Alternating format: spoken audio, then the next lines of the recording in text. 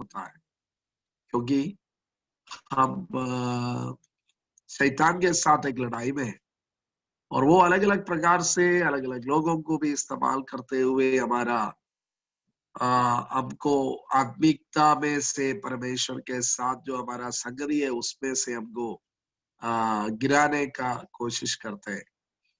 लेकिन उसमें हमारा तैयारी क्या होना चाहिए उसके बारे में हम लोग देख रहे थे। तो हमने सबसे पहले देखा है जो दाऊद ने जो स्पिरिचुअल प्रिंसिपल्स अपना उस लड़ाई में अप्लाई किया है, इस्तेमाल किया है, उन बातों को हम देख रहे थे।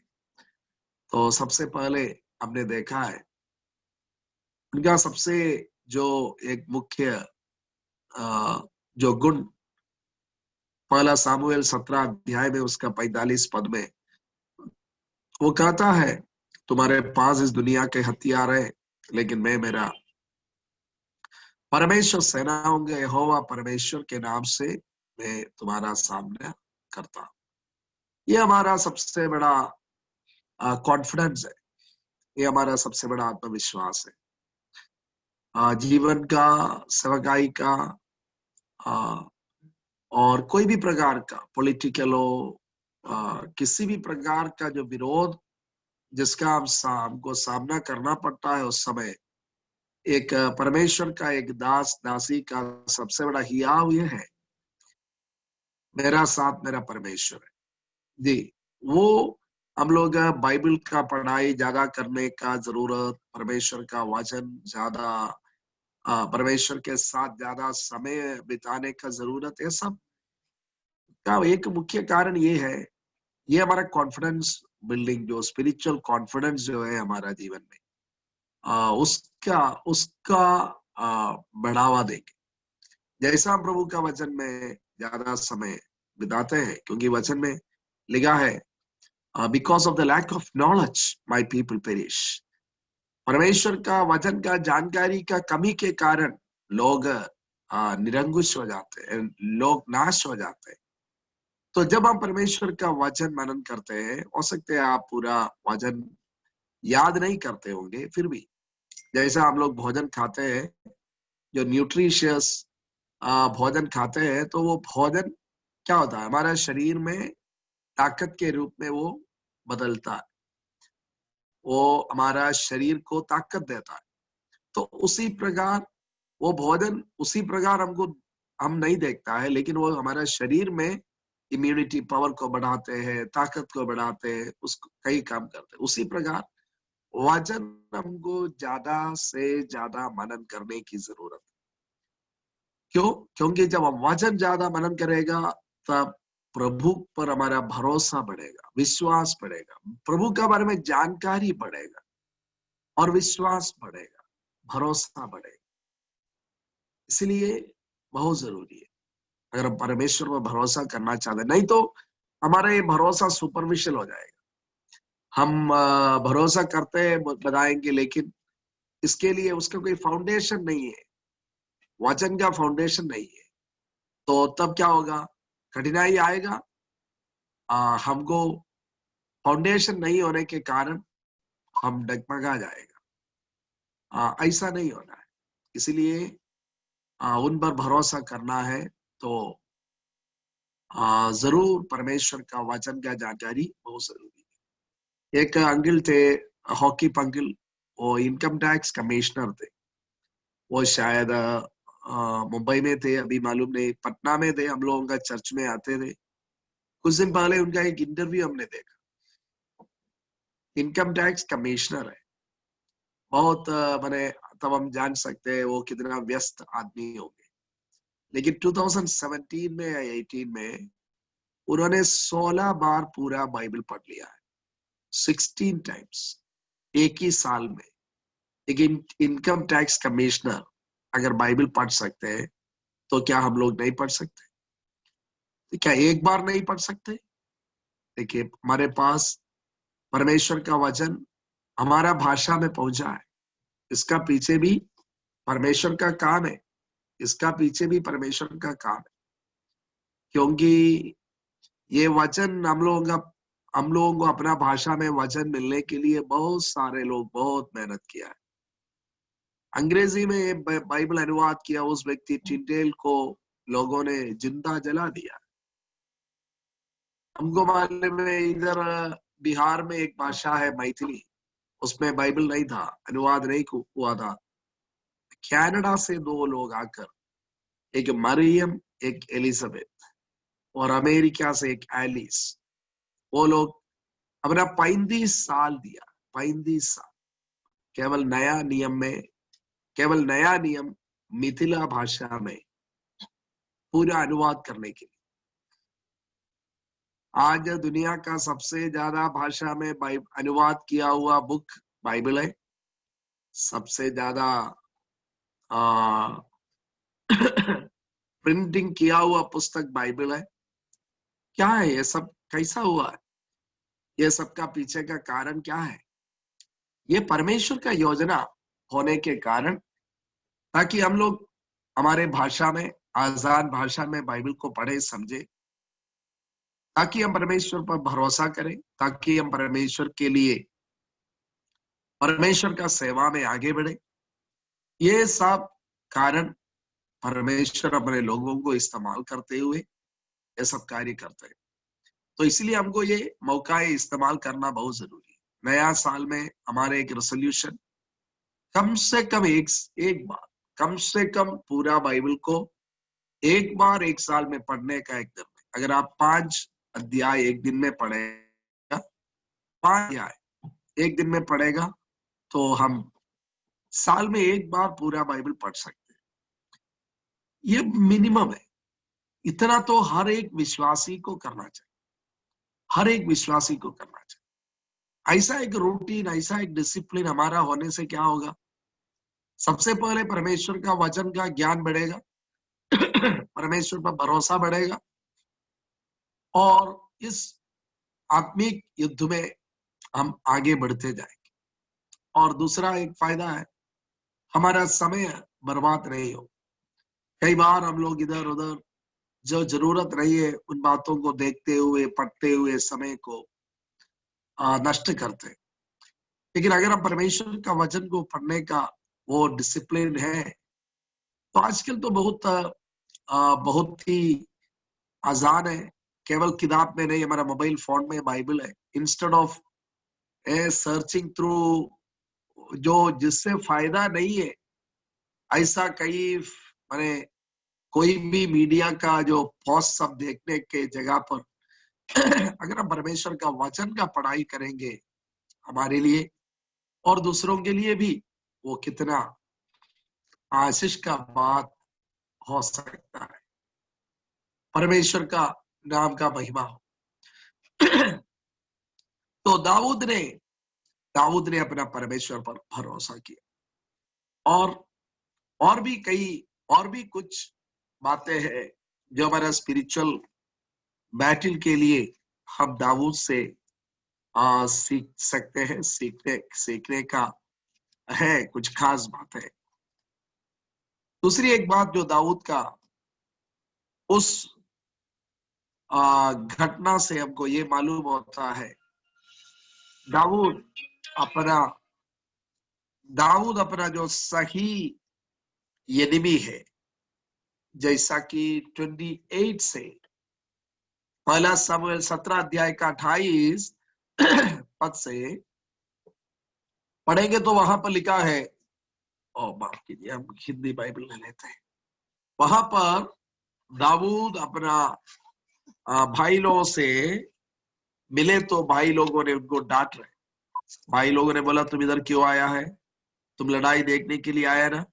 ये सब बोलते वक्त चाहे तो दाऊद उनका भाई लोगों के साथ लड़ाई कर सकते थे। क्या बोलते? वो बोलते हैं, जब दाऊद उन मनुष्यों से बातें कर रहा था तब उसका बड़ा भाई एलियाब सुन रहा था, और एलियाब दाऊद से बहुत क्रोधित होकर कहने लगा, तू यहाँ क्यों आया है? और जंगल में उन थोड़ी सी भेड़ बकरियों को तू किसके पास छोड़ आया है? तेरा अभिमान और तेरे मन की बुराई मुझे मालूम है। तू तो लड़ाई देखने के लिए यहाँ आया है। दाऊद ने कहा, अब मैंने क्या किया है?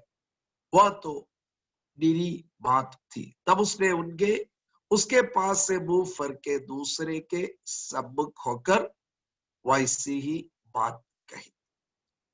देखिए, दाऊद का दूसरा एक मुख्य गुण हम लोग वहां पर देखते हैं, he could identify his real enemy. वो अपना सही शत्रु को पहचान लिया। ये एक बहुत महत्वपूर्ण बात है। अगर आप आपका सही शत्रु को नहीं पहचानेगा और कोई आपका शत्रु बन जाएगा। देखिए, अभी इधर इनका भाई क्या बोल रहे हैं? भाई बड़ा क्रोधित हो गया इनसे। ये आया क्यों? ये भाई लोगों को कुछ खाना पहुंचाने के लिए आए। ये भाई लोगों के बारे में पता करने के लिए आए। इन्होंने अपना मन से शायद गोलियात से जो गुस्सा है, वो पूरा गुस्सा उन्होंने मेरा भाई दाऊद का ऊपर उतार रहा है। क्रोधित होकर पूछ रहे, वो जो थोड़ी सी बकरी कहा किसके पास छोड़कर आया? तुम युद्ध देखने के लिए आया है? अगर और कोई होता तो क्या बोलता? आप बोल रहे युद्ध देखने के लिए आया? ये युद्ध होता है क्या? इसको युद्ध कहता है? 40 साल से आप पीछे भाग रहे और उसको युद्ध बोलता है? और कोई होता तो बोलते आपको शर्म नहीं आता? गोलियां से 40 दिन से हार रहे, जो गुस्सा मेरा ऊपर दिखा रहे गोलियात को दिखाओ ना, हिम्मत है तो। ये सब बोल सकते थे, लेकिन दाऊद ने ऐसा नहीं कहा। दाऊद ने कोई जवाब नहीं दिया। अगर दाऊद एलियाब को जवाब देता, शायद दाऊद वहां पर अपना समय को नष्ट कर देता। जो गोलियात के ऊपर फोकस करना था, गोलियात के ऊपर जो ध्यान देना था, अपना भाई के ऊपर वो ध्यान हो जाता और वो लड़ाई जिस प्रकार जीतना चाहिए उसका तैयारी में काफी कमी आते। लेकिन दाऊद ऐसा गलती नहीं किया। प्यारो, ये एक बड़ा गलती है। कई बार परमेश्वर के लोग रियल एनिमी को छोड़कर कोई आपस में लड़ने लगता है, कोई मनुष्य से लड़ने लगता है, कोई संस्था से। मतलब हमारा मन में जो लड़ाई किसके साथ? जी, कई जमीन के लिए, कई पैसा के लिए, कई पोजीशंस के लिए, दुनिया की कई चीजों के लिए, कई आपस में लड़ते हैं। लेकिन हम नहीं समझ पाते हैं, जब हम आपस में लड़ते हैं, शत्रु वहां पर हंस रहे। क्योंकि आप जानते हैं ना, एक ही साथ हम अनेक शत्रुओं का सामना करना मुश्किल है। हमको एक ही साथ, तो हमारा जो एनर्जी, हमारा जो लड़ाई के लिए जो हमारे पास जो जितना भी हथियार है, वो हम ताकत है, इसको हम अगर कॉन्संट्रेट नहीं करेगा तो जीतना मुश्किल है। लेकिन दाऊद ये जो बहुत महत्वपूर्ण आत्मिक सिद्धांत को वो जानते हैं, वो सीख लिया। उन्होंने अपना समय को बर्बाद नहीं किया, उन्होंने अपना समय को नष्ट नहीं किया। उन्होंने बताया हमने क्या किया बोलकर दूसरे के पास चले गए। यार, कभी भी नहीं। कई घरों में भाई भाई में लड़ाई, थोड़ा सा जमीन का टुकड़ा के लिए लड़ाई। हमने एक विश्वासी भाई से कुछ दिन पहले पूछा, आपका भाई कैसा है? बोला भाई ठीक है, लेकिन हम बहुत दिन से बातें नहीं करते। क्यों नहीं बात करते? हमारा पिताजी मर गए, पिताजी का पैसा जो बैंक में है ना, हम दोनों उसके लिए लड़ते हैं, इसलिए हम आपस में बात नहीं करते। सोचिए प्यारो, मुझको लगता है बहुत सारे लोग केवल दुनिया, ये सब सर्वाइवल के लिए नहीं है। आप जानते हैं, देश का सबसे बड़ा अमीर परिवार पैसा के लिए लड़ाई किया। आप जानते हैं, पूरे अखबार में आए। क्या वो लोगों के पास रोटी के लिए पैसा नहीं था क्या? बच्चे को स्कूल भेजने के लिए, फीस देने के लिए पैसा नहीं था क्या? उसमें से एक भाई ने जो अपना घर बनाया ना, वो घर का घर के लिए उन्होंने खर्च किया है 14,000 करोड़ रुपए, 14,000 करोड़ रुपीस,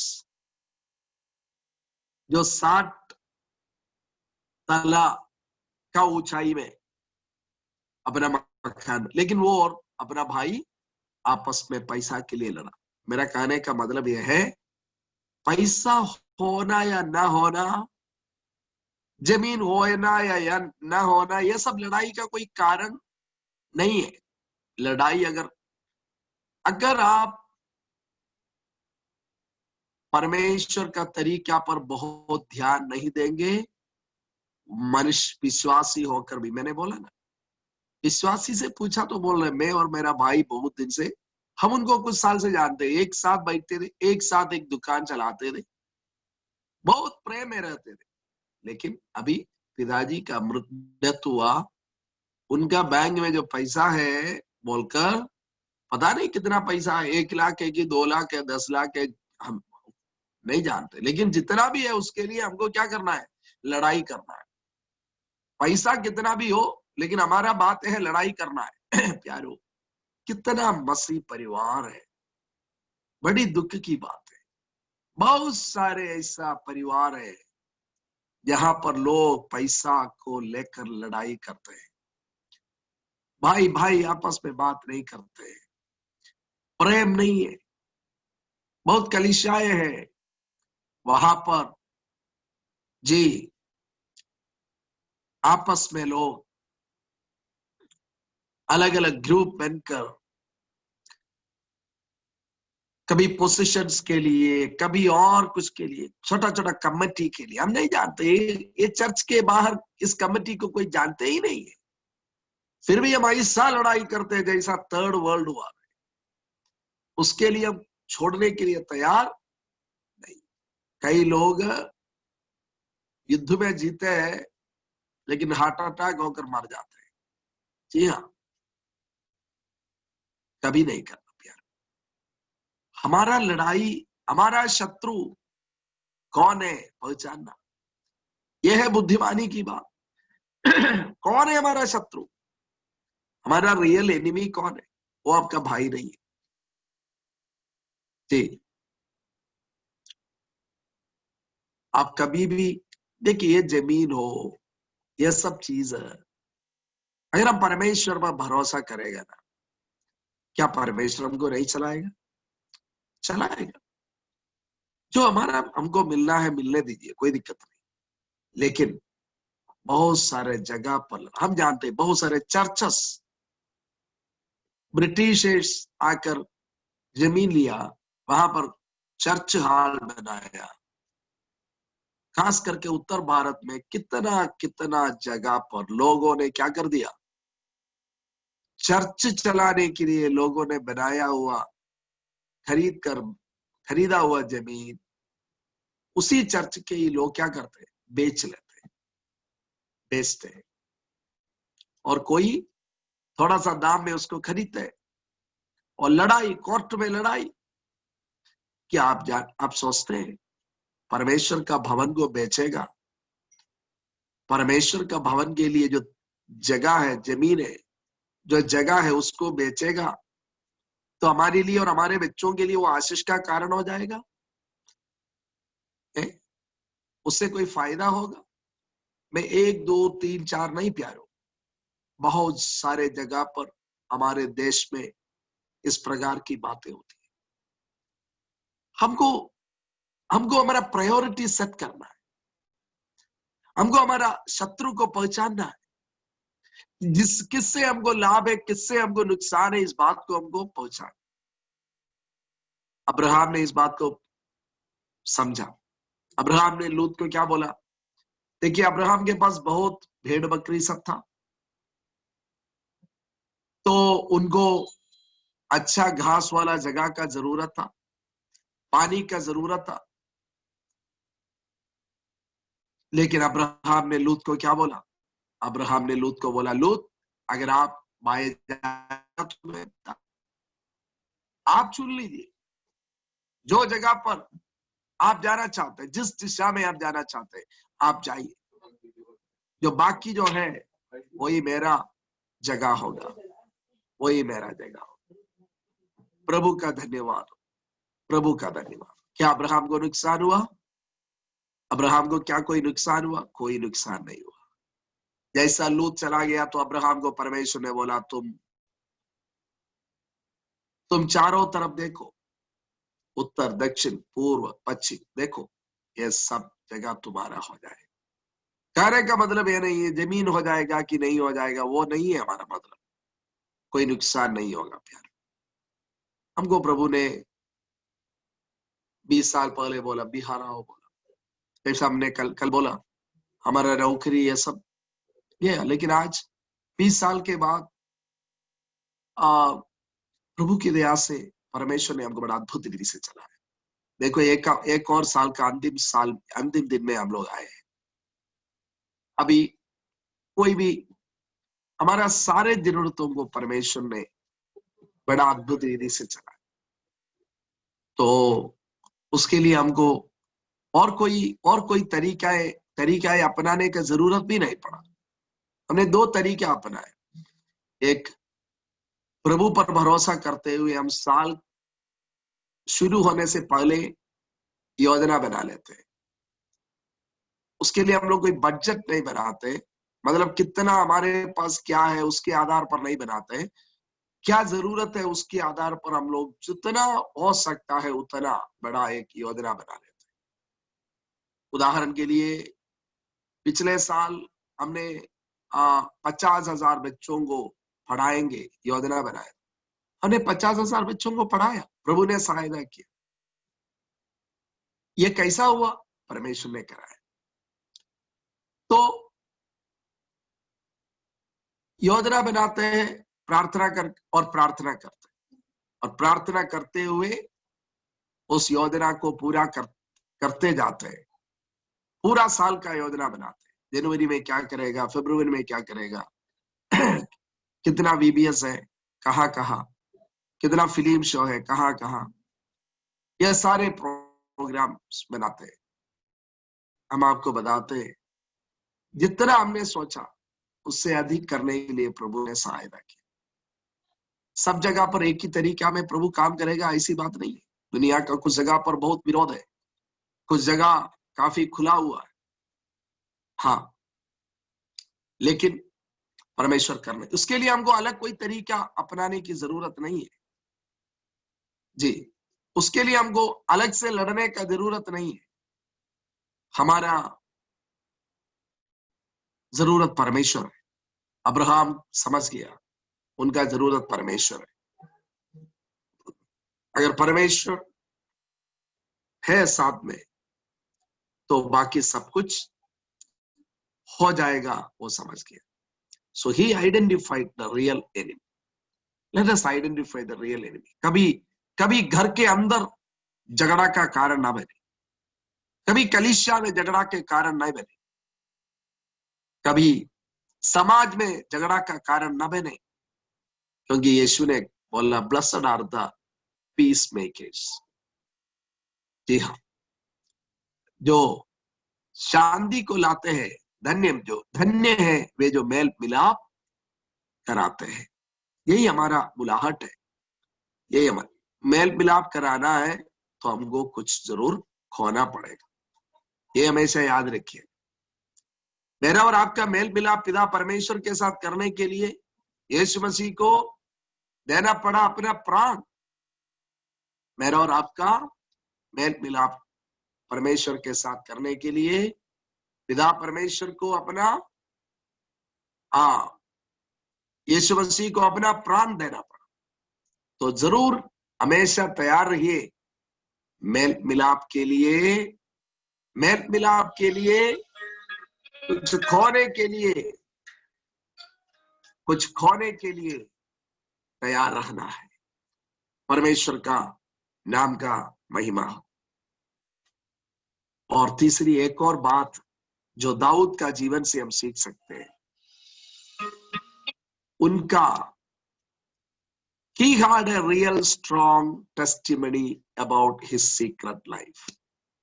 उनका गुप्त जीवन के बारे में उनका एक बहुत ही मजबूत गवाही था। प्यारो, बहुत महत्वपूर्ण बात है। दाऊद को शाऊल ने सुन लिया गोलियात का सामना करने के लिए। तब जब दाऊद ने कहा, एक बार एक भालू, एक बार एक शेर, सिंह मेरा बकरी की ओर आया, बकरी को पकड़ कर ले गया, तो मैंने उसका पीछे भागा, उसका मुंह से मेरा बकरी को ले लिया, और वो मेरा सामने आया तो मैंने उसको फाड़ दिया। प्यारो, दैट वाज द मोमेंट। वो एक ऐसा समय था, वो एक ऐसा स्टेटमेंट था, वो एक ऐसा गवाही था। उस गवाही के कारण ही दाऊद को गोलियात से लड़ने का मौका शाऊल ने दिया। उस लड़ाई के, उस टेस्टिमनी, गवाही के कारण, that was the turning point. वो द टर्निंग पॉइंट था, क्योंकि उस गवाही सुना तो शाऊल ने बोला, ठीक है, जाओ शाऊल का सामना करो, जाओ गोलियात का सामना करो, और वहां से वो इस्राएल का राजा बना। और वहां से वो, देखिए, आज दुनिया का सबसे पढ़ने वाला किताब का नया नियम का पहला पुस्तक का पहला पद में किसका नाम लिखा है? अब्राहम का संतान, दाऊद का संतान, यीशु मसीह का वंश। ये कैसा संभव हो गया? Secret testimony. मेरे प्यारे प्रभु के दास दासियों, हमारा हमारे युद्ध का सक्सेस का सीक्रेट, हमारा सीक्रेट लाइफ का सक्सेस है। The secret behind the success of our spiritual battle is the success of our secret life. हमारा गुप्त जीवन का, हमारा गुप्त जीवन में हम अगर जीतते हैं तो हमारा आत्मिक युद्ध में जीतने का सीक्रेट वही है। मेरा और आपका जो जीवन है, एक पब्लिक लाइफ है, हमारा एक प्राइवेट लाइफ है। यीशु मसीह पब्लिक लाइफ से ज्यादा इंपॉर्टेंस देता है प्राइवेट लाइफ को। उन्होंने फरीसियों सदूसियों को बोला, तुम तो उन कब्रों के समान है जो बाहर देखने से बड़ा सुंदर बनाकर रखा है, लेकिन उसके अंदर हड्डियां हैं, उसके अंदर दुर्गंध है। देखने में तो अच्छा है, लेकिन भीतर में क्या है? लोगों ने बोला, तुम्हारा चेला तो हाथ ठीक से नहीं धोता है। यीशु ने बोला, देखो, यीशु का मतलब ये नहीं था हाथ नहीं धोना, हाथ धोना, हाइजीनिक रहना सब अच्छी बात है, लेकिन फरीसियों ने, सदूसियों ने यह सब एक नियम बनाया, कानून बनाया, जीवन कैसा भी हो। फरीसी लोग क्या करते? लंबा लंबा प्रार्थना करते, मार्केट में खड़े होकर प्रार्थना करते, सबको दिखाने के लिए, और चुपचाप जाकर विधवाओं का घर को खा लेते। दिखावटी का जिंदगी, दिखावटी का आत्मिकता। मेरे प्यारो, इसलिए यीशु मसीह ने ऐसा कोई कर्म, ऐसा कोई बात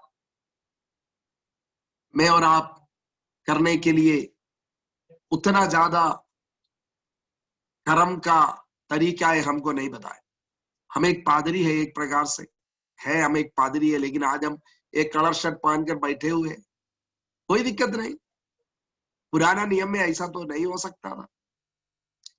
और हम सब है पादरी, we are all royal priesthood. मतलब दिखाने की बात नहीं है,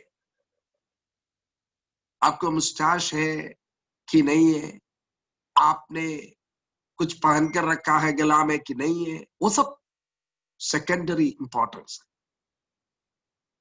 यीशु मसीह प्राइमरली, सबसे पहले आपका और मेरा जो गुप्त जीवन,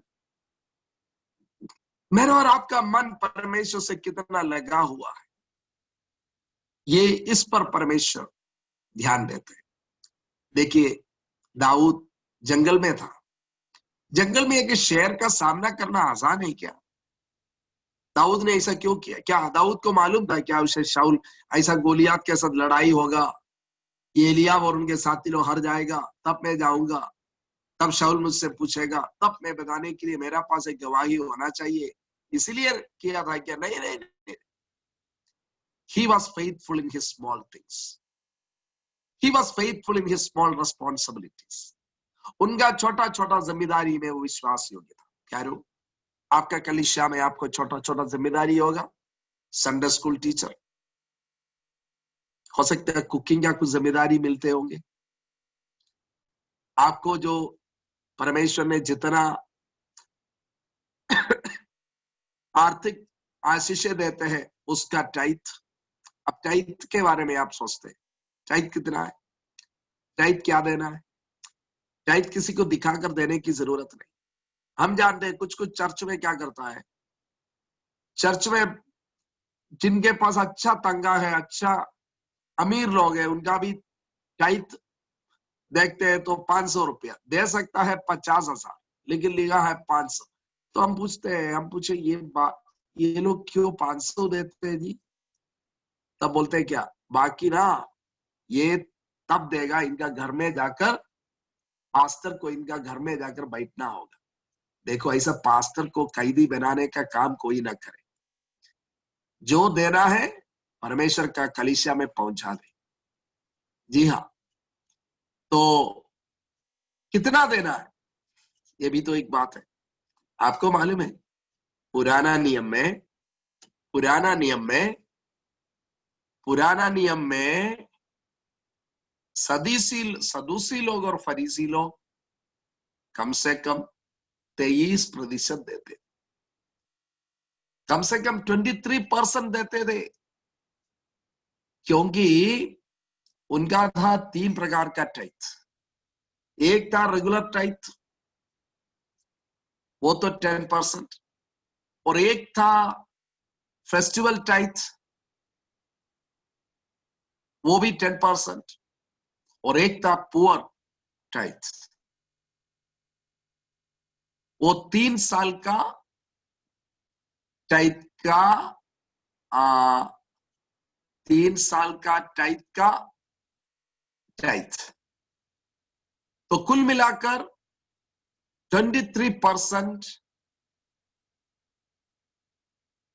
एक साधारण यहूदी देता था। 23%। मत सोचिएगा, आज से आप मत सोचिएगा ऐसा तो टाइथ का मतलब 10% है, कभी नहीं। अब आप सोच रहे अब ये क्या प्रचार कर रहे, इनको तो जो विषय प्रचार करना चाहिए वो ना प्रचार करना चाहिए, ये सब क्यों प्रचार कर रहे हैं? मैं आपको बता दूंगा, आपको सुनकर बहुत अच्छा लगेगा। देखिए, पुराना नियम में वो लोग यही देते थे 23%। तो नया नियम में यीशु मसीह ने क्या बोला?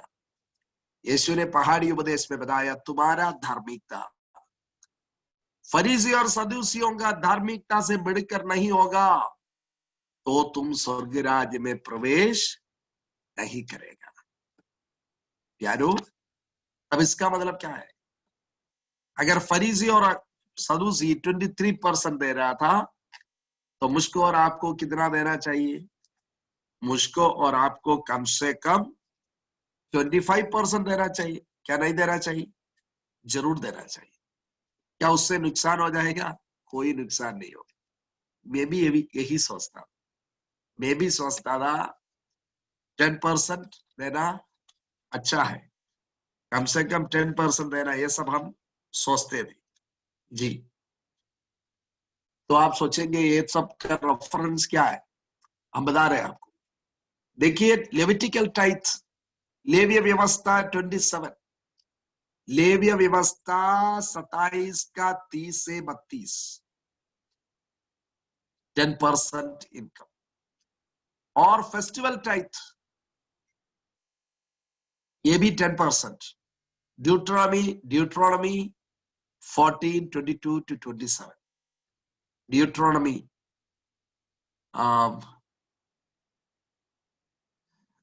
व्यवस्था विवरण 14 का 22 से 27। और तीसरा टाइथ का हम बता रहे हैं, try annual poor tithe. Try annual poor tithe ये 3 साल में एक बार, वो है गरीबों के लिए। ये ड्यूट्रोनॉमी व्यवस्था विवरण 14 का 28-29, 28-29 आप पढ़ लीजिएगा। गलत मत सोचिएगा, गलत मत करिएगा। आप प्रभु के लिए जब देगा ना, आज मसीह लोगों का साथ हम लोग हमारा लड़ाई में हारने का कुछ कारण में एक मुख्य कारण ये भी है, ग्रीड। ग्रीड। परमेश्वर ने बोला परखो मुझको। देखिए परमेश्वर क्या कहता है, परमेश्वर कहता है मुझको परखो। परमेश्वर का वचन कहता है परमेश्वर को मत परखो, लेकिन प्रभु का वचन में एक मौका दिया है उनको परखने का। क्या है ये? मलाकी में 2-3 मौका हमारे लिए दिया है। एक मौका क्या है? चाहे तो हम परमेश्वर को हरा सकता है। कैसा हरा सकता है? जी हाँ, क्या लिखा है? पूछता है मनुष्य में दैवत्य तोल्पी क्या हो? क्या मनुष्य परमेश्वर को हरा सकता है? लेकिन तुम मुझको हरा देता है। 8 में लिखा है, 3 का 8 मलाकी। और तुम पूछते हो हम किस में तुमको हरा देते हो, और बताते हैं दशमांश और दान में तुम मुझको हरा देते। प्यारो, परमेश्वर को हराएगा तो कोई जीतेगा है? जी।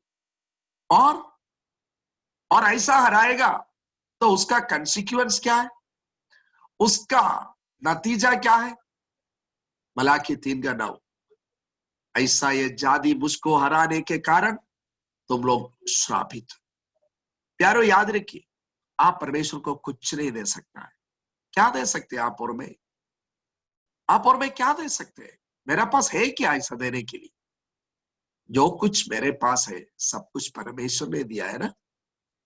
उसके अलावा मैं किस पर घमंड कर सकते? क्या मेरा आईक्यू पर, मेरा बुद्धि पर, मेरा किसी बात पर मैं क्या कोई घमंड कर सकता है?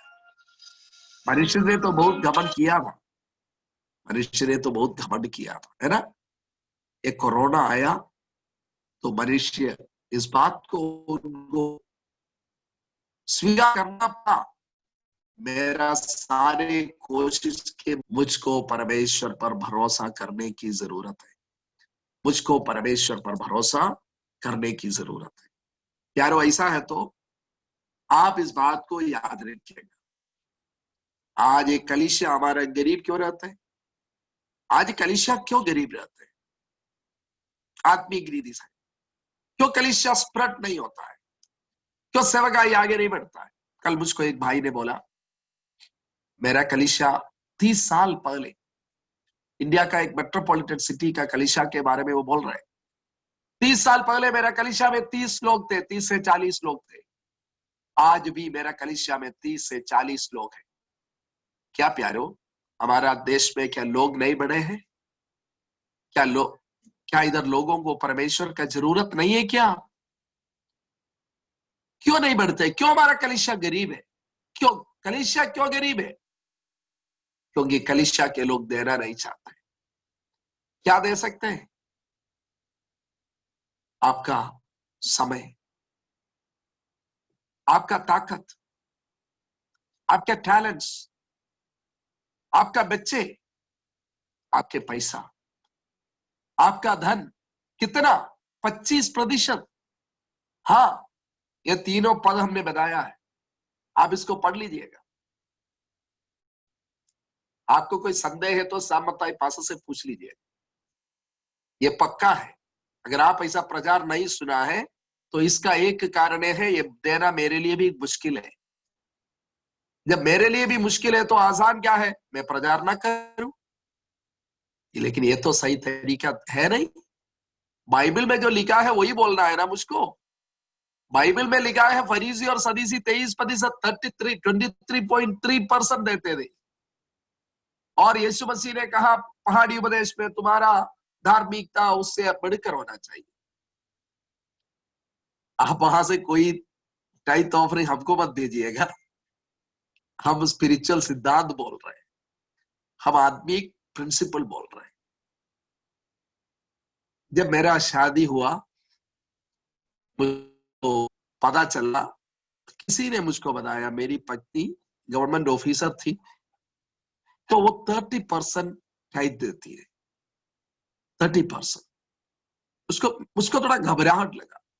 मैंने सोचा 30% चर्च में देगी तो फिर हमारे लिए क्या बचेगा। तो फिर मैंने प्रभु का सेवा शुरू किया। सेवा के साथ हम एक जगह पर काम करते थे। मैं एक सोशल संस्था के डायरेक्टर थे। लेकिन उस समय प्रभु ने मुझको बोला, अचानक प्रभु ने एक दिन मुझको बोला, ऐसा करो, तुम्हारा तनख्वाह का 100% तुम मेरा सेवा में दे दो। 100%। 10 नहीं, 20 नहीं, 50 नहीं, 90 नहीं, 100%। क्या कमी कुछ हुआ क्या? कुछ कमी हुआ? आज मैं सोच रहा था, कल मैं सोच रहा था, आज मेरा बेटा का बर्थडे है। 20 साल हो गए। मेरा बड़ा भाई दुबई में रहता है। उन्होंने मुझको अभी थोड़ी देर पहले फोन करके पूछा, मेरा बेटा से पूछा, पापा क्या दिया तुमको? उन्होंने बोला, पापा ने मुझको एक अच्छा चुम्मा दे दिया सवेरे आके। वही मेरा बर्थडे गिफ्ट था। क्या कारण है? 18 साल पहले प्रभु ने मुझको बोला, तुम्हारा 100% तनख्वाह तुम मुझको दे दो। मेरी पत्नी को प्रभु की दया से वो गवर्नमेंट में, जैसे आपका मुंबई में उसका हेडक्वार्टर्स है नाबार्ड जो बैंक है, उसका एक सीनियर पोजीशन में काम करते हैं। लेकिन हम हमारा जरूरत के लिए उससे मांगना, हमको हमारा घर का सब कुछ सारे काम वही करती है। लेकिन बाकी चीज के लिए हम उतना उनसे मांगना बहुत बहुत रेयर है। तो मैंने कल सोचा बेटा को कुछ देना मेरा पसंद है, लेकिन मेरे पास पैसा नहीं है। सच बोल रहे तो मेरे पास आज के दिन में 1000 रुपया भी नहीं है, 500 रुपया भी नहीं होगा। आप बोलेंगे ये सब क्या बोल रहे पादरी साहब? सच है। 21 साल की सेवकाई के बाद मेरा दुनिया में कहीं पर भी 20,000 रुपया से ज्यादा मेरा ये नहीं होगा, डिपॉजिट नहीं होगा। न जमीन लिया, न घर लिया। मुझको लगा बेटा को कुछ देना अच्छा है, लेकिन मेरे पास पैसा नहीं है। और मुझको अच्छा नहीं लगता है किसी से उधारी लेकर या मेरा पत्नी से पैसा लेकर बेटा को कुछ दे दे। मैंने सोचा क्या जरूरत है, मेरा एक चुम्मा उनके लिए काफी है। लेकिन मेरा बेटा को, मेरा बेटी को उससे कोई भी कमी नहीं हुआ है। मैं उनको गिफ्ट नहीं दिया बोलकर उन्होंने कभी भी मेरा वो गुस्सा नहीं हुआ। लेकिन मैं आपको अभी भी ये बता रहा हूं, जब प्रभु ने मुझको ये बताया 100% दे दो, प्यारों में आपको बता दूं, 6-7 महीना पहले है शायद, प्रभु ने मुझको पूछा, थोड़ा हिसाब किताब देख लेते हैं। प्रभु ने मुझसे पूछा, तुम्हारा पत्नी ने 30% मेरा सेवा में दिया, तो उनका तनख्वाह का क्या हुआ, थोड़ा देख लो। मैंने देखा तो करीब करीब, मैं टोटल में अंदाजा लगाकर बता रहा हूं, मैंने देखा तो उनका तनख्वाह सरकार में 30 गुना बढ़ गया। 30 गुना बढ़ गया सरकार में। उन्होंने कभी भी कोई स्ट्राइक करने नहीं गया, जाने का जरूरत नहीं पड़ा, तनख्वाह बढ़ाओ तनख्वाह बढ़ाओ, कहीं नहीं गया। परमेश्वर ने 30 गुना बढ़ा दिया सरकार में। फिर प्रभु ने पूछा, तुमको तो मैंने बोला 100% दे दो, तुम तो मूर्ख होकर कर दिया। अब तुम्हारा हालत देखो क्या है, तुम्हारा हिसाब थोड़ा देखो। यारो जब मैंने देखा, देखो अभी मैं 1 साल का अंतिम दिन में पहुंचा है। मैं इस साल का अगर मैं देखा जाएगा,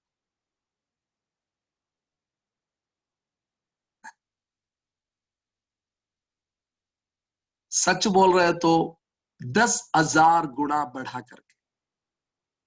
मैंने प्रभु के हाथ में क्या दिया है, उसको प्रभु ने 10,000 गुना बढ़ा करके इस साल भी हमारे हाथ में प्रभु ने वापस दे दिया है।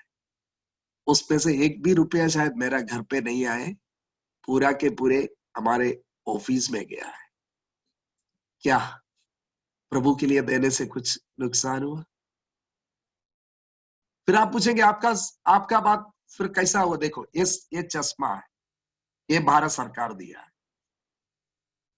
ये एक घड़ी से लेकर, और आप सोचते होंगे आप प्रचार करने के लिए जाते हैं तो कोई गिफ्ट मिलता है? नहीं, अब नहीं लगा, वो भी मैं 100% ऑफिस में दे दिया। आप बोलेंगे ये असंभव है, मुझको भी लगता है असंभव है, लेकिन मैं 18 साल का कहानी बोल रहा हूं। मेरे पास ना एटीएम कार्ड है, ना मेरे पास डेबिट कार्ड है, ना मेरे पास क्रेडिट कार्ड है, मेरे पास केवल एक आधार कार्ड है। इसके अलावा कोई कार्ड भी नहीं। मैं आपको बता रहा हूं, लेकिन पिछले 18 साल में हमारा सारे जरूरतें परमेश्वर पूरा किया। मुझको घड़ी का जरूरत, मेरे पास एक घड़ी था, मेरा घड़ी खराब हो गया। मैं करीब 9-10 साल पुराना कहानी बोल रहा हूँ। मुझको आपका मुंबई में प्रचार करने के लिए आना था, थाना में, लेकिन प्रचार तो समय, मैं अभी भी समय देख रहा हूँ, 15 मिनट और बच गया है। अभी तो जूम है तो और ध्यान देना है, क्योंकि सारे लोग वीडियो ऑफ करके चला भी जाएगा तो हम प्रचार करते रहेंगे, लोग नहीं रहेंगे तो कैसा हो। लेकिन वहां पर भी घड़ी देखना है ना। मैंने मेरी पत्नी को बोला आपका घड़ी थोड़ा दीजिए। मैंने लेडीज वॉच पहनकर वहां पर गया, प्रचार किया थाना में। उस दिन हम प्रचार किया तो वो लोग हमको 20,000 रुपया गिफ्ट में दिया। मैंने वापस आया, वो टोटल 20,000 रुपया मैं ऑफिस में दे दिया, ऑफिस में जमा किया। ऑफ कोर्स मेरा आने जाने का खर्चा वो तो उसी में है, लेकिन तब भी मेरा पास लेडीज घड़ी है, वो वापस देना है, मेरे पत्नी का है। यारो, उस समय एक अंकल आया इधर, पहली बार, शायद पहली बार, या ओके एनीवे, उन्होंने हमको इधर आने के बाद हमको बुलाकर बोला ब्रदर, मेरा बर्थडे था, मेरी बेटी ने आकर मुझको एक घड़ी गिफ्ट दिया। डॉक्टर है बेटी, वो भी डॉक्टर है, वो भी आकर हमको एक घड़ी गिफ्ट में दिया। दोनों वॉच में, दोनों हाथ में घड़ी पहनने की जरूरत नहीं है ना।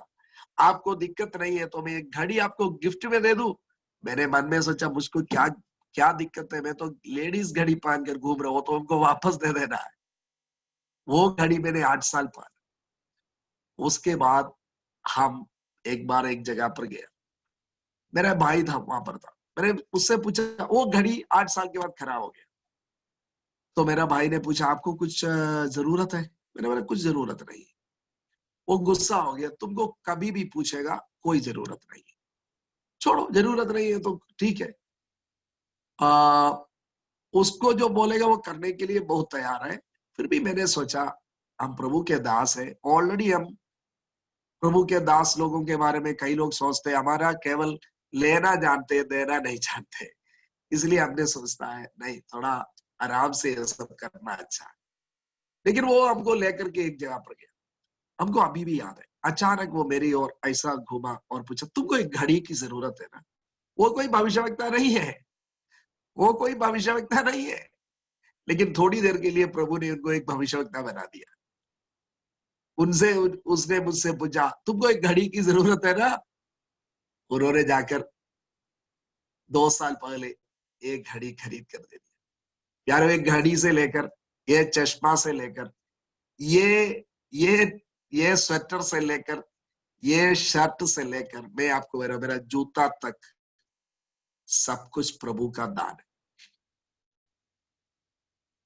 एक एक हमारे पास एक किताब है, देखिए एक किताब, ये मलयालम में, ये अंग्रेजी में भी है, ये तमिल में बन रहा है, ये हिंदी में भी है। हिंदी में है क्या? ये पूरा स्टोरी है, दैवम विश्वस्त, trusting God, God is trustworthy. इसमें पूरा पूरा कहानी है, ये पूरा पूरा कहानी है। ये इसमें वो कहानी भी अभी मैंने जो बताया हुआ कहानी भी इसमें, ये पूरा स्टोरीज है। इतना नहीं है, इसका दुगना और है। हर दिन एक एक स्टोरी है। मैं आपको बता रहा हूं प्यारो, हम परमेश्वर से कभी चोरी। पहले मैंने जब 23% सब बोला तो आपने थोड़ा गुस्सा हो गया होगा ना, ये क्या सिखा रहे जी। लेकिन हमने जब प्रभु को दिया, और आपको मालूम है, जब हमने 18 साल पहले प्रभु ने हमको बोला तुम 100% दे दो, हम लोग 10 लोग थे। आज हम लोग 1000 लोग हैं। आज हम लोग 1000 लोग सेवकाई में। उन 1000 लोगों का जरूरत को परमेश्वर ने पूरा किया। सब मेरा द्वारा नहीं, उनको प्रार्थना करना है, उनको प्रभु से मांगना है, लेकिन सेवकाई के लिए हमारे साथ सेवा करने के लिए 1000 लोगों को प्रभु ने तैयार किया। हमारा परमेश्वर किसी का कर्जदार नहीं। तो let us know the real आया secret testimony. Yes, that was our point. David had a secret. So many Christians fail in the area of giving, secret giving. कोई देगा, कब देगा? नाम बोलेगा। तो एक चर्च में मैंने गया तो वहां पर लिखा है, एक चेयर का पीछे लिखा है donated by late mister Matthew. बाप रे बाप, 200 रुपया का चेयर का पीछे लिखा है डोनेटेड बाय मरा हुआ मैथ्यू। सच है, मैथ्यू जब तक अगर जिंदा है तो ऐसा कैसा लिख सकते हैं? एक चेयर का पीछे कैसा लिख सकते हैं? मैथ्यू ने दे दिया है भाई, किसी ने अपना जान दे दिया, जान, और आपने एक कुर्सी दे दिया तो उस पे लिखा हुआ है। ये सब गलती प्यारो कभी नहीं करना, कभी नहीं करना। किसी ने लिख दिया तो लिखने दी, आपका नाम किसी ने जबरदस्ती लिख दिया तो लिखने दी, लेकिन आप कभी आपका नाम के लिए कुछ नहीं करना, आपका नाम के लिए कुछ नहीं करना। परमेश्वर का धन्यवाद हो। Our secret life is very very important. Secret life का मतलब क्या है? दिखाने के लिए नहीं। देखिए दाऊद ने किसको मारा? शेर को मारा। हम मच्छर को मारते हैं और फेसबुक पे डाल देते हैं, ये भी मैथ्यू 5 मच्छर मारा नहीं, शेर को मारा लेकिन किसी को बताया नहीं। वो समझ गया ये मेरा जिम्मेदारी है, ये मेरा जिम्मेदारी है। यारो गोलियात से जीतने से पहले शेर को जीतने की जरूरत है। दाऊद क्यों ऐसा आगे बढ़ा? क्यों? कंधा पर स्टार रहने से? क्या बूट मिलने से? क्या AK-47 मिलने से? नहीं, शेर को मार लिया। उसको मालूम है गोलियत जैसा शेर को भी कैसा हैंडल करना है, उनका पास कुछ एक्सपीरियंस है। मेरे प्यारों, पब्लिक में गोलियत को मारने से पहले गुप्त में शेर को मारने की जरूरत है। ऐसा कौन है? ऐसा क्या है जिसको हमको मारकर खत्म करने की जरूरत है गोलियत से लड़ने से पहले? आपका जीवन में क्या है? मेरा जीवन में क्या है? क्या पैसा से प्रेम? क्या जीवन की घमंड? कि शरीर की अभिलाषाएं? क्या है ऐसा? क्या जीभ का ऊपर मेरा नियंत्रण की कमी? दूसरे के बारे में बुराई बोलने की आदत? गलत बातों को देखने की आदत, बोलने की आदत, सुनने की आदत? क्या है वो शेर जिसको हमको पहले हराने की जरूरत है, जो गोलियत से लड़ने से पहले, ताकि वो टेस्टिमनी, यीशु ने कहा, जो कम में विश्वास योग्य है परमेश्वर को अधिक में जिम्मेदार बनाएंगे। दाऊद का secret life testimony was so strong. देखिए आज मेरे लिए प्रचार करना उतना कठिन नहीं है। मैंने सोचा था पहले प्रचार करना बड़ा मुश्किल है, लेकिन प्रचार करना उतना मुश्किल नहीं है। प्रचार करने से पहले ऐसा लगता है, लेकिन कुछ प्रचार करने के बाद वो उतना मुश्किल नहीं है। हाँ, लाइफ का साथ प्रचार करना मुश्किल है मतलब आप केवल प्रचार करना आसान है, लेकिन उस प्रचार में आपका प्रचार में लाइफ होना है तो आपको ऐसा जीना भी पड़ेगा। लेकिन लेकिन केवल प्रचार से काम नहीं होगा, केवल गीत गाने से काम नहीं होगा। यारो परमेश्वर आप देखिए, आपका कौन सी ऐसा सीक्रेट एरिया, कोई पास्टर आपको बोलेगा नहीं आपने टाइट कम दिया है, कोई पास्टर आपको नहीं बोलेगा।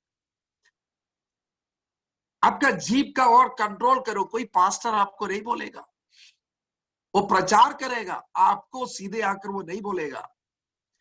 लेकिन आज आप ये संदेश इसलिए सुन रहे हैं, आप कौन सी एरिया में वीक है, आप कौन सी एरिया में वीक है, वहां पर आपका सीक्रेट लाइफ कैसा है। Before meeting Goliath, you have to win the lion there in the jungle. Nobody will see you there, nobody will notice you there. कोई आपको देखेगा नहीं, कोई पहचानेगा नहीं। आपने शेर को मारा है करके पेपर में, अखबार में न्यूज नहीं आएगा। आपको गवाही देने का भी मौका नहीं है। अचानक वो मौका आया दाऊद को, अचानक आया। लेकिन प्यारो, आपका जीवन में ऐसा क्या है जिसको आपको आपका गुप्त जीवन में हराने की जरूरत है। और आज हम अपने आप को एक बार फिर देख ले, हमारा व्यक्तिगत सीक्रेट लाइफ कैसा है। मेरा सीक्रेट लाइफ का मतलब क्या है, मेरा सीक्रेट गिविंग कैसा है, मेरा सीक्रेट टॉक कैसा है, मेरा सीक्रेट रिलेशंस क्या है और कैसा है, मेरा सीक्रेट टाइम स्पेंडिंग कैसा है, मैं मेरा समय को कैसा इस्तेमाल करता हूं। And what about my secret prayer life, मेरा व्यक्तिगत प्रार्थना जीवन कैसा है। आपको मालूम है यीशु मसीह इतना इफेक्टिव था, क्यों? यीशु का प्रार्थना जीवन उतना इफेक्टिव था। आपका जितना इफेक्टिव आपका सीक्रेट प्रेयर लाइफ होगा, उतना इफेक्टिव आपका पब्लिक लाइफ होगा। लूका 22 अध्याय में लिखा है 39 में, जैसा यीशु मसीह का आदत था वो प्रार्थना के लिए गया। मरकुस 1 अध्याय में लिखा है, सवेरे होने से बहुत पहले यीशु प्रार्थना के लिए गया। लिखा है अक्सर वो प्रार्थना के लिए जाते थे। यारो, अगर आपका प्रार्थना लाइफ, आपका सीक्रेट प्रेयर लाइफ वो अगर वीक है, ये लड़ाई जीतना आसान नहीं होगा। दाऊद का जंगल का लाइफ मेरा और आपका प्रार्थना जीवन को दर्शाता है, मेरा और आपका प्रार्थना जीवन को दर्शाता है। यीशु मसीह 3 साल बाहर पब्लिक में सेवा किया, लेकिन उससे पहले 30 साल का तैयारी था, 30 साल का तैयारी था। मेरे प्यारो, हम लोग आज एक निर्णय लें, I will pay more attention to my private life than my public life. मेरा जो पब्लिक जीवन से बढ़कर मैं मेरा सीक्रेट लाइफ पर ध्यान दूंगा, मैं मेरा दान दशमांश पर ध्यान दूंगा, मैं मेरा गुप्त प्रार्थना जीवन पर ध्यान देंगे, मैं मेरा समय को कैसा खर्च कर रहे हैं उस पर मैं ध्यान देंगे, मैं क्या बोल रहा हूं, क्या सुन रहा हूं, इन सारे बातों पर मैं ध्यान दूंगा, मेरा सीक्रेट थॉट्स पर मैं ध्यान दूंगा। भजन संहिता 15 में लिखा है, those who walk with integrity, work righteousness and talk truth from their heart, they will live in the tent of God. जो हृदय से सच बोलता है, जो खराई से चलता है, धार्मिकता का काम करता है, वो परमेश्वर का तंबू में रहेगा। मतलब वो परमेश्वर का फेलोशिप में, वो परमेश्वर का संगति में रहेगा। हमारा वर्क, हमारा वॉक, हमारा वर्क, हमारा टॉक, हमारा थॉट, याद रखना आसान है। ये चारों बात पर बहुत ध्यान देना है। वॉट, हमारा वॉक मतलब हमारा डोमेस्टिक लाइफ, हमारा घर का जीवन। हमारा वर्क मतलब जहां पर भी घर के बाहर जो काम करते हैं वहां का जीवन। हमारा टॉक, हमारा बातचीत, हमारा थॉट, हमारा सोच विचार, इन बातों पर ध्यान देना। अपना सीक्रेट लाइफ में दाऊद ने शेर को मारा और बाहर आकर दाऊद ने गोलियत को मारा। हमारे लिए भी बहुत विजय हासिल करना है, लेकिन इससे पहले जंगल में कुछ शेर को भी मारना है। जी हाँ, आइए हम हमारी आंखों को बंद करें, हमारा जीवन को समर्पण करें। हम लोग उस कुछ आत्मिक बातों को सीख रहे हैं। हमने देखा दाऊद ने अपना जीवन में अपनाया हुआ कुछ गुण। He was God confident, he trusted in God. वो परमेश्वर पर भरोसा किया। और हमने देखा he knew his real enemy. वो अपना सच्चा शत्रु कौन है उसको पहचानने में कोई भी गलती नहीं किया। और तीसरी बात हमने देखा he had a strong testimony about his secret life. उन्होंने अपना गुप्त जीवन का एक जबरदस्त गवाही उनका था। प्रभु यीशु, हम भी एक आदमी की लड़ाई में है। परमेश्वर आप पर भरोसा करने में, हमारा सही शत्रु को पहचानने में और उनकी ओर ध्यान लगाने में हमारा सहायता करें। उनको हराने के लिए ही हमारा ध्यान लगाने में हमारा सहायता करें। और प्रभु हमारा गुप्त जीवन, वहां पर हमको कई लड़ाइयां जीतना है ताकि हम इस युद्ध लड़ेंगे और जीतेंगे, आत्मिक युद्ध। धन्यवाद प्रभु, आज इस संदेश सुना हुआ एक एक जन को आशीष दे, अनुग्रह दे। धन्यवाद, आदर महिमा आपको देते हैं, यीशु मसीह के नाम से मांगते हैं। आमीन, आमीन, आमीन। परमेश्वर आप सबको आशीष दे। God bless you. अवसर के लिए फिर एक बार धन्यवाद।